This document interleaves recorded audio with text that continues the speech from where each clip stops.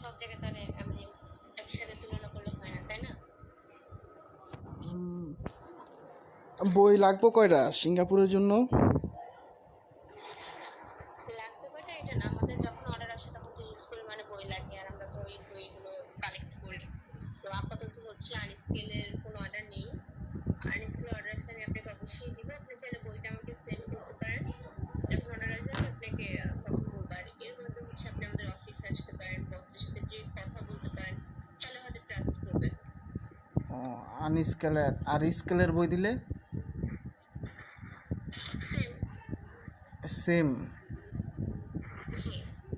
আচ্ছা, অফিস এটা কোথায়? অফিস হচ্ছে কাকরাইল, ডিমেটো অফিসের পাশে।